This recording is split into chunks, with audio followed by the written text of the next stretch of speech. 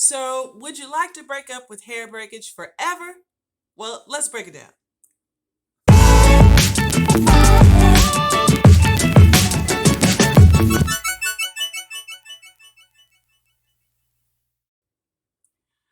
Okay, so this is a new series. It's like a little mini series that I'm doing because one of the things that happens when you go natural, everyone tells you as soon as you stop your hair from breaking, then you'll start to see your growth gains. And that is true.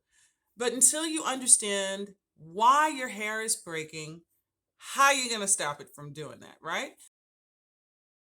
And so this is a mini series on 6 of the most common causes for hair breakage and how you can change them. And we're just going to jump right into this series with the first one, hard water. If you ask most successful naturals what their secret is, they're going to tell you about water or some water-based product that they love to use. It's because in its most basic form, moisture is water, and our hair craves it. This is one of the main reasons that a good wash day routine is so vital. Your hair gets the moisture that it loves, and your scalp gets the cleansing that it needs. But all water is not created equally, and hard water is very hard on your hair. So what is hard water?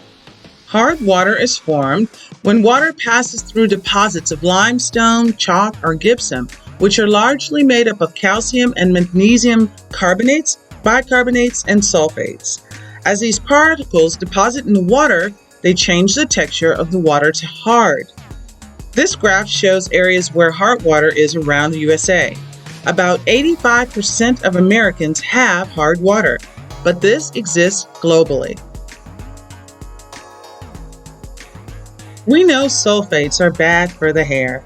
Sulfates strip away moisture, leaving the hair dry and prone to breakage. They also make the scalp dry by stripping away the natural sebum.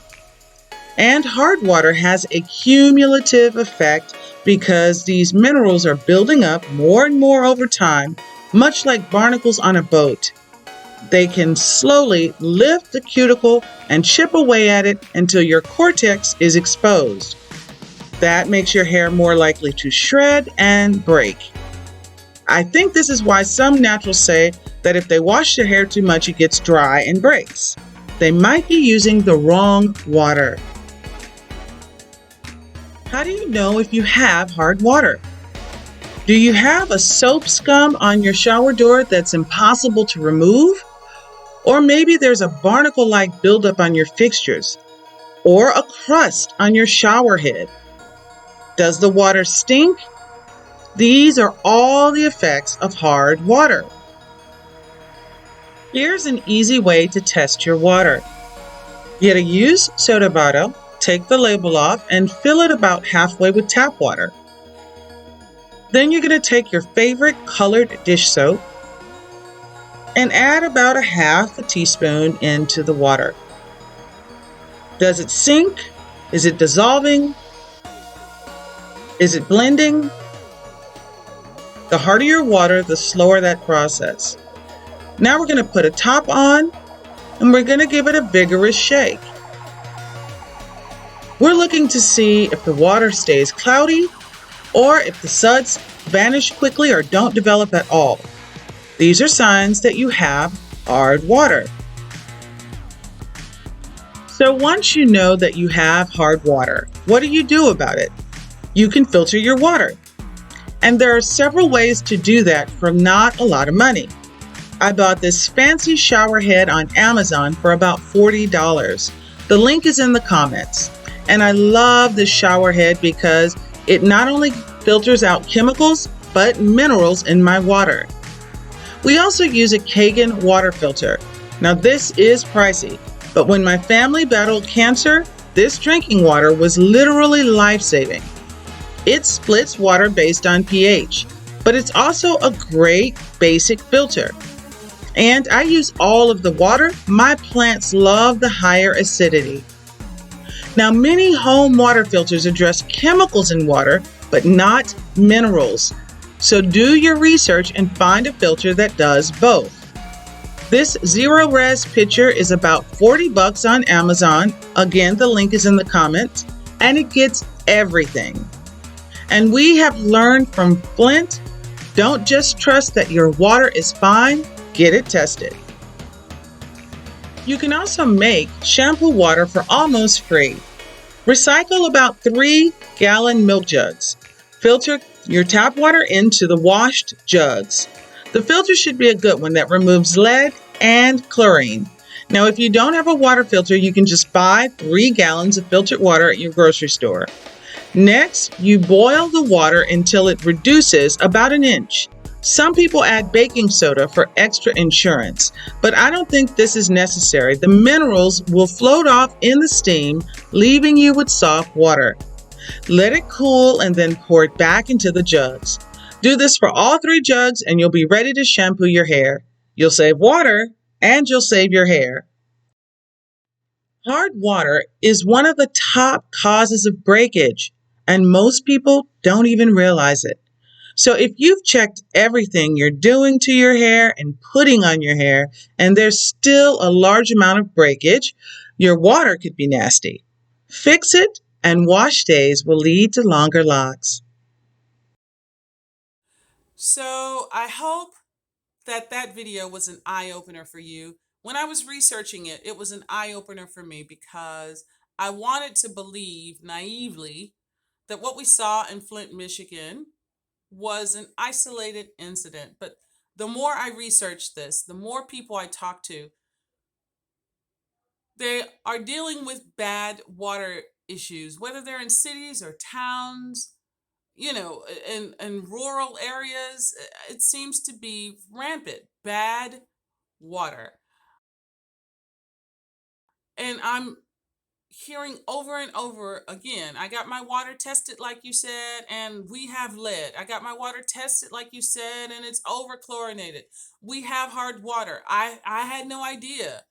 You know, it's unfortunate that this is a known issue, and yet if you do not ask about your situation, no one will provide that information to you. It's it's a publicly known secret, right? So you can get your water tested, and it is usually free. First, go to epa.gov and find out what the standards are for clean drinking water and what to expect in your home and what to look for if it's not right. You can do that, it's free. And then you can call your water company. Whoever is sending you your water bill, call them. It's right there, numbers right there on the bill. Call that number and tell them my water smells funny, my water looks bad, I'd like to have it tested. Usually the test is absolutely free and it's a part of the service that they provide as your local water company. So take advantage of that. Also, I've talked to so many naturals and they have been saying to me, look, when I wash my hair too much, it breaks. That's why I don't wash my hair. They're not imagining that, they're not wrong. So many times we give people information and then they try and talk us out of it, right? Like, oh no, what you really mean. No, it's accurate that if you're washing your hair too often with bad water, with hard water, then yes, it's going to damage your cuticle and cause breakage. So now that we know that that is not an inaccurate thought, that if you wash your hair too often, it is breaking, then test your water. It is most likely not the products you're using, and it's not even the way that you are caring for your hair. It is probably your water, and it's causing damage in other ways as well. So test your water, please. I do want you to have good health more than just beautiful hair. I just want everyone to be able to have good drinking water. I don't think that that basic necessity is asking too much.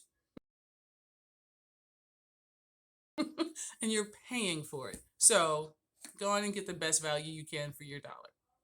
All right, so that having been said, this is one out of the 6 most common reasons for hair breakage.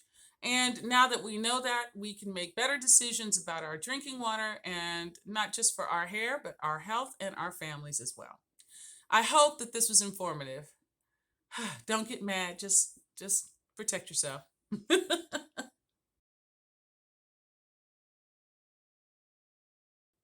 And now, you understand why you see rich people take Avion water or whatever because they don't wash their hair in regular tap water. Well, I get it now. It's still bougie, but I do understand the reason. All right, so I hope you feel like you have made a friend on the internet. And I want you to consider me a part of your support system in growing your hair. And I consider you a part of my support system in growing my YouTube channel. So if you have not already done so, click the subscribe box. If you have already subscribed to the tribe, hey, welcome back. Thank you. And let me know who you are in the comments. I am letting you know who I am. I'm giving you my 100% genuine Nard self. And if you like this kind of content, if you thought it was informative, click like, and let me know. All right. I know you're busy. I am busy too. Thank you for sharing a little bit of your time with me today. And know that I am wishing you success in all of your endeavors. All right. That's it. Bye. Have a great day. Hey, I hope you enjoyed this one.